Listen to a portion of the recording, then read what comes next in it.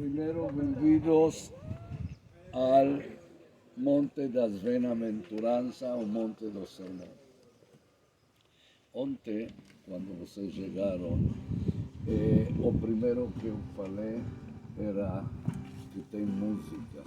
Sim, eu falo e a música está todo coordenado. Eu falei que nós vamos, nesta caravana, fazer algo cronológico. Por que eu falo? Porque amanhã nós vamos a começar o dia em Nazaré, no Monte do Precipício.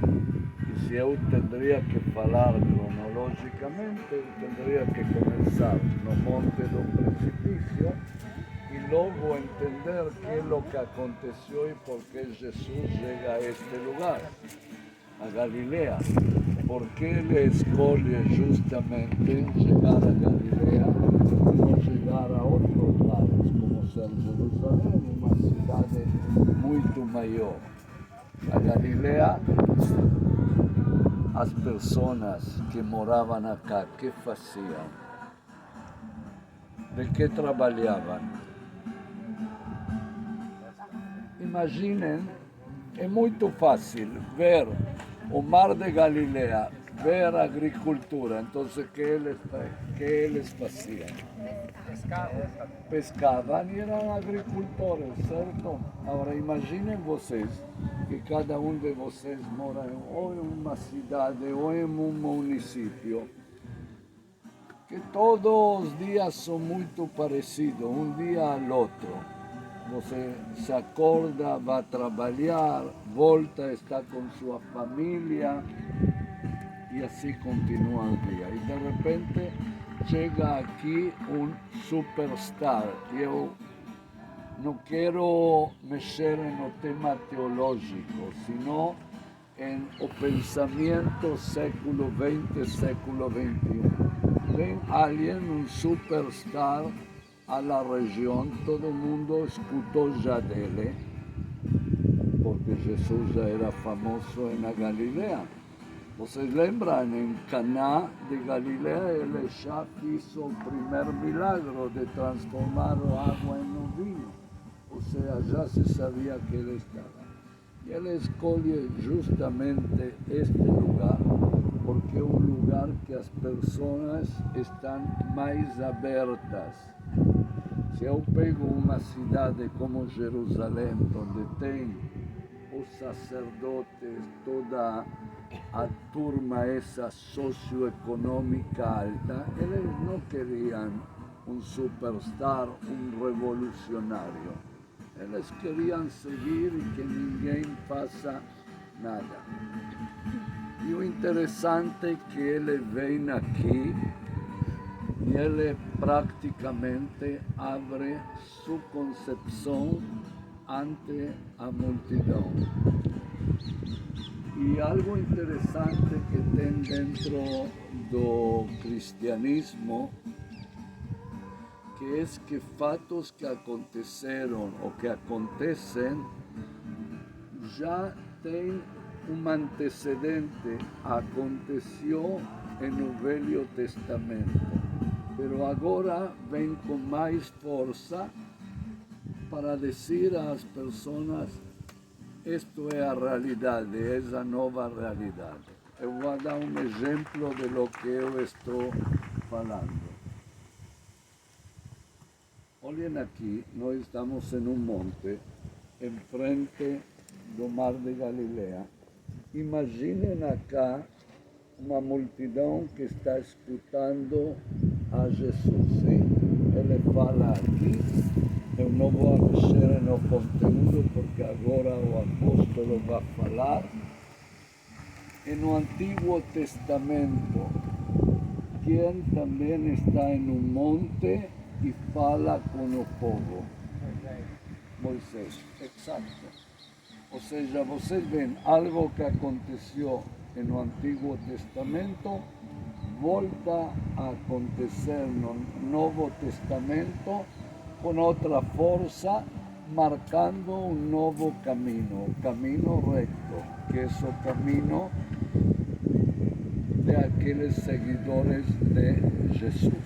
E isso acontece aqui, de aí a importância deste lugar tão especial, tão bonito e que mexe praticamente, se vocês pensam, tem também outro sentido.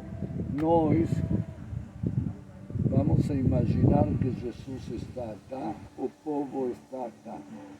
Jesus fala para o povo, pero ele fala também nessa direção. Essa direção é direção sul. E no sul está Jerusalém, onde está o grande sacerdote, como dizendo aqui da Galileia, sale um novo mensagem reto. E ontem falamos um pouco da divisão que havia na sociedade judaica. Vocês têm que entender, nesse sentido, que todos aqueles que vão detrás de Jesus são aqueles, e nós podemos ler em cada capítulo, praticamente do Novo Testamento, que vão por o caminho de Deus. Se eu pego Lucas, capítulo 1, eu acho versículo 5, onde Zacarias se fala, anuncia a chegada do novo, o filho dele, aí que fala que tanto Zacarias como Isabel vão por o caminho certo, caminho de Deus. Isso é algo que nós temos que ter presente todo o tempo, ok? Vamos aplaudir o guia. Me ouvem? Não? E... Fala, pô. Agora não. Tava ouvindo e Tava. Agora não. Vamos ver agora.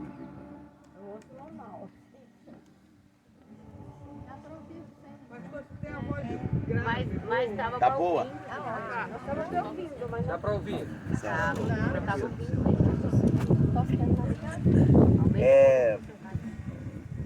Queridos, por alguns instantes, eu gostaria de ler o livro de Mateus, capítulo 5, exatamente o que aconteceu aqui, que foi o Sermão do Monte, o sermão mais longo que Jesus já pregou, foi o sermão mais extenso. Foi o sermão que ele deu mais ênfase, porque tinha a ver com a mudança de cultura que havia nesse lugar, como vocês mesmos puderam ouvir. Lembrando que não foram só os apóstolos que estavam aqui e ouviram, como ele bem disse, esse sermão. Ao pé do monte tinha uma multidão, um povo que, ao terminar, ouviram também esse sermão, e a Bíblia diz que eles se maravilharam da sua doutrina, da forma como ele ensinava, como quem tendo autoridade. Ao mesmo tempo que eles estavam ouvindo o sermão, vocês lembram como foi o convite que o Senhor fez para os apóstolos, Pedro, Tiago e João, que eram pescadores. O Senhor disse: vinde após mim e eu vos farei pescadores de homens. Então, o Senhor já daqui da Galileia, mostrando para eles o que ele pretendia em relação ao Evangelho. Me ouvem? Não. Tá bom assim mesmo, pô. Tá bom assim? Eles estão me ouvindo bem. Estão me ouvindo bem.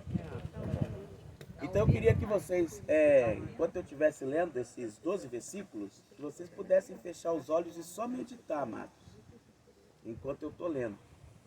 Porque se você não der um pouquinho de atenção à palavra, você não recebe aquilo que Deus tem para você nesse lugar. Então assim, tem hora que a gente precisa internalizar voltar para dentro de nós mesmos para conseguir resultados espirituais. Então eu leio. Mateus capítulo 5, versículo 1. Vou começar. E Jesus, vendo a multidão, observe que ele viu a multidão, ou seja, não tinha só os discípulos, subiu a um monte. Isso significa que estrategicamente ele pretendia ser ouvido. Assentando-se, aproximaram-se dele os seus discípulos. Os seus discípulos assentaram ao redor deles. E abrindo a sua boca, os ensinava. Essa palavra ensinar não quer dizer didaquê, conhecimento, mas tem a ver com instrução, com direção, fazer discípulo, mudar uma cultura, quebrar uma mentalidade antiga. E ele então começa a dizer: bem-aventurados os pobres de espírito, porque deles é o reino dos céus. Bem-aventurados que choram, porque eles serão consolados. Bem-aventurados os mansos, porque eles herdarão a terra. Bem-aventurados que têm fome e sede de justiça, porque eles serão fartos. Bem-aventurados misericordiosos, porque eles alcançarão misericórdia. Bem-aventurados limpos de coração, porque eles verão a Deus. Bem-aventurados pacificadores, porque eles serão chamados filhos de Deus. Bem-aventurados que sofrem perseguição por causa da justiça, porque deles é o reino dos céus. Bem-aventurados sois vós, quando vos injuriarem e perseguirem, e mentindo disserem todo o mal contra vós, por minha causa. Exultai e alegrai-vos, porque é grande o vosso galardão nos céus, porque assim perseguiram os profetas que foram antes de vós. Até aqui pode abrir os seus olhos. Como eu disse, irmãos, esse é o sermão mais longo de Jesus. Eu li só uma parte dele, porque ele vem mostrando depois que os discípulos são o sal da terra, a luz do mundo. Ele fala do cumprimento da lei dos profetas. Eu não vim para abrogar a lei, mas vim para cumprir. Essa palavra cumprir quer dizer completar. E ele realmente completou. Tanto é que ele dizia, a lei diz, não adulterarás, eu porém vos digo que aquele que atentar numa mulher com desejos impuros já cometeu com ela adultério. A lei diz, não matarás somente, mas eu vos digo, aquele que encolerizar contra o seu irmão já o assassinou.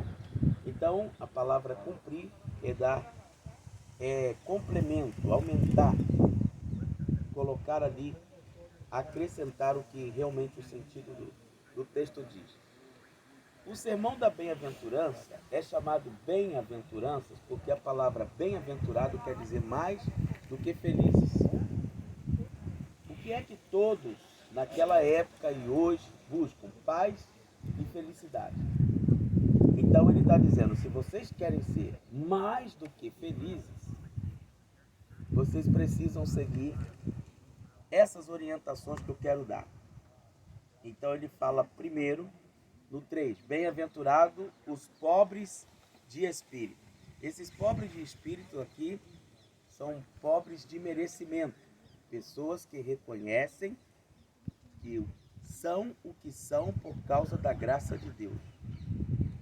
Então, quando ele diz pobres de merecimento, são essas pessoas que reconhecem que são dependentes da graça de Deus. A Bíblia diz, deles é o reino dos céus. Bem-aventurados que choram, eles serão consolados. Essas são aquelas pessoas que têm uma sensibilidade, para chorar. Não tem a ver com gente que está sofrendo, mas pessoas que constantemente permitem que a janela da alma seja aberta e elas podem chorar. Então, aqui está falando de sensibilidade espiritual. Existem muitas pessoas que elas não são sensíveis às situações de outras pessoas, o que elas estão vivendo, o que elas estão passando, nada lhe toca o coração, porque os seus corações são duros. No 6 ele diz, bem-aventurado, no 5 ainda, bem-aventurado os mansos, porque eles herdarão a terra. Quando você entende a palavra manso, ele diz, aprendei de mim que sou manso e humilde de coração, e achareis descanso para vossas almas. O manso não tem a ver com serviência. O manso não tem a ver com a palavra manso, ela vai estar muito ligada, para você entender, ao boi. Porque o boi é forte, o boi é grande, mas nem tanto um homem menor que ele, com menos força que ele, consegue subjugá-lo. Se ele tivesse inteligência o suficiente, ele não permitiria se subjugar, se aceitar e estar submisso e forçado a serviços pesados. Quando esse texto aqui diz ser manso, e que Jesus diz, aprendei de mim que sou manso e humilde de coração, significa que você pode ter muita força, pode ter muita autoridade, mas que você não usa os 100% do seu poder, os 100% da sua força, os 100% da sua autoridade. Que você é uma pessoa que sabe usar a dosagem certa na hora certa. Então, é disso que ele está falando. Os mansos, porque eles herdarão a terra. Bem-aventurados que têm fome e sede de justiça, porque eles serão fartos.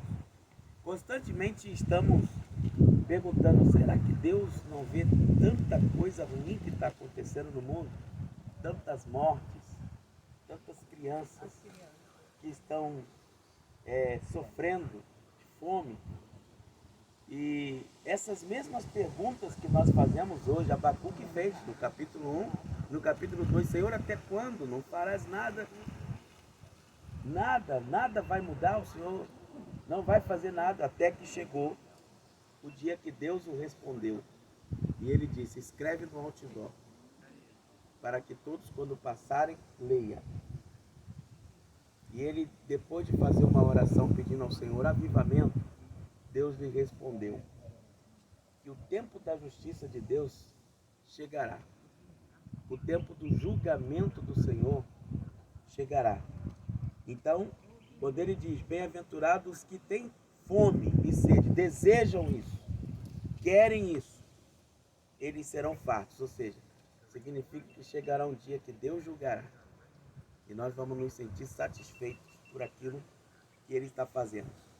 E bem-aventurados os misericordiosos, porque eles alcançarão misericórdia. Essa parte aqui ele diz, aquele que perdoa é perdoado, o que ama é amado, o que abençoa será abençoado. Se você aprende a ter misericórdia, o que é misericórdia? A palavra misericórdia, córdia é coração, e a palavra inicial miser vem de miséria, colocar o coração na miséria alheia. Isso tem a ver com compaixão, com o reconhecimento do estado de necessidade do outro. Então ele diz, os que têm misericórdia, os que são misericordiosos são bem-aventurados, porque eles também alcançarão misericórdia. E ele diz, bem-aventurados os pacificadores, o 8, bem-aventurados os limpos de coração, porque eles verão a Deus. No Salmo 24 já fala isso. Quem subirá, Senhor, ao teu santo monte? Ou quem entrará no seu santo lugar? Ele diz, aqueles que são puros de mão e limpos de coração, que não entrega a sua alma à vaidade e nem jura enganosamente. Esse sim receberá o galardão do Senhor. Então, essa é uma outra bem-aventurança que nós precisamos alcançar. E ele diz ainda, bem-aventurado os pacificadores. Os pacificadores são os que promovem a paz, são os que amam a paz, porque eles serão chamados filhos de Deus. E bem-aventurado os que sofrem perseguição E aqui abrange a todos. E ele diz, por causa da justiça, porque deles é o reino dos céus. Então, amados, uma coisa que todos nós cristãos devemos entender, o tempo da perseguição da igreja está chegando cada vez mais. A Bíblia diz que nós não seremos um povo amado, nós seremos um povo odiado por causa do nome de Jesus. A Bíblia diz que alguns de nós seremos até perseguidos. E ele chegou a dizer, se fizeram comigo que sou lenho verde, o que farão com vocês que sois lenho seco? E se você pegar a história de Atos dos Apóstolos, a perseguição que aconteceu na igreja primitiva levou ao crescimento. Tanto é que no capítulo 8, versículo 1 diz que a perseguição foram tão grande que toda a igreja se dispersou e que só permaneceram em Jerusalém os apóstolos. Os demais não permaneceram. Para você ver o grau de perseguição que eles sofreram. Então, esse texto aqui dizia respeito a eles, mas dizem respeito a nós hoje também. Então, escute, bem-aventurados os que sofrem perseguição por causa da justiça, porque deles é o reino dos céus. Você sofrerá perseguição se você for, o que Jesus está dizendo? Contra uma cultura já existente. Se você começa a pregar algo diferente daquilo que foi ensinado, você começa a sofrer perseguição. Quando você não faz parte ou comunga das questões daquele grupo do mundo, seja numa escola, numa faculdade, você é rechaçado, você é excluído. Por causa de quê? Por causa do que você crê. Então, aqui mesmo você pode ver acontecendo isso nessa região. Então, o final ele diz, bem-aventurados sois vós, quando vos injuriarem e perseguindo, vão mentir ao nosso respeito e disserem todo mal contra vós, ou seja, nos amaldiçoar com palavras, por minha causa. Essa é a nossa esperança. Exultai, alegrai-vos, porque é grande o vosso galardão nos céus, porque assim perseguiram os profetas que foram antes de vós. Então houve perseguição no tempo dos profetas, houve perseguição no tempo de Jesus e há perseguição também depois de Jesus. A palavra então do Sermão do Monte, Jesus está dando uma mensagem de perseverança, de que nós devemos insistir naquilo que nós cremos, porque nós vamos nos exultar e nos alegrar, e o nosso galardão, ele disse, não será aqui, será nos céus. Por isso, quando Jesus terminou esse sermão, no último versículo do sermão, porque se você pensa que ele termina no capítulo 5, você está enganado. Eu disse que é o sermão mais longo e extenso de Jesus. Jesus ensina ainda no capítulo 6 sobre a oração e sobre a esmola, a motivação pela qual fazemos as coisas. O sermão do monte continua, ele fala do tesouro no céu, ele fala da solicitude pela vida, e ele termina no capítulo 7, quando ele então chega o final do sermão do monte, quando ele diz, não julgueis para que não sejais julgados, não condeneis para que não sejais condenados, né? E aí, o versículo 28 do capítulo 7, aqui encerra o sermão. Começa no capítulo 5, termina aqui. Então, no versículo 28, ele diz, e aconteceu que concluindo, então preste atenção nisso, o texto diz, concluindo Jesus este sermão, este discurso, então começa no capítulo 5, passa pelo 6, 7, e aí no versículo 28 ele diz, aconteceu que concluído Jesus esse discurso, a multidão se admirou da sua doutrina, porquanto os ensinava como quem tem autoridade, não como os escribas. Então aqui está o sermão de Jesus, que nós possamos receber essas bênçãos sobre as nossas vidas. Amém? Oremos? Pai, em nome de Jesus, oramos para que esta mensagem pregada há mais de 2000 anos atrás, proferidas pelo próprio Senhor, é o que saiu do coração de Deus e é o que o Senhor deseja para nossas vidas e funciona como manual para um cristão. Que isso esteja na minha vida e na vida dos meus irmãos e das minhas irmãs que aqui estão. Nós oramos, Senhor, para que a mesma estratégia usada para que a palavra fosse pregada naquele tempo e de forma que eles estrategicamente pudessem falar a todos para eles ouvirem. Que seja assim também conosco, Senhor. Que tenhamos estratégias para a evangelização. Que possamos saquear o inferno e povoar o céu, levando cada vez mais almas para o reino de Deus. Mas não só ganhá-las, nós temos a missão de ensiná-las os princípios de Deus, a cultura dos céus e não a cultura da terra. Como ensinado na oração do Pai Nosso, que venha o teu reino, e aqui na terra seja feita a tua vontade, assim como a sua vontade já é feita no céu. A tua palavra diz, como João anunciou, no princípio era o verbo estava com Deus, e o verbo era Deus. No princípio era a palavra, a ideia, e o Senhor veio trazer a essa terra uma nova ideia. Ajuda-nos como igreja a implantar a cultura do reino, a cultura do céu. Ensina-nos, Senhor,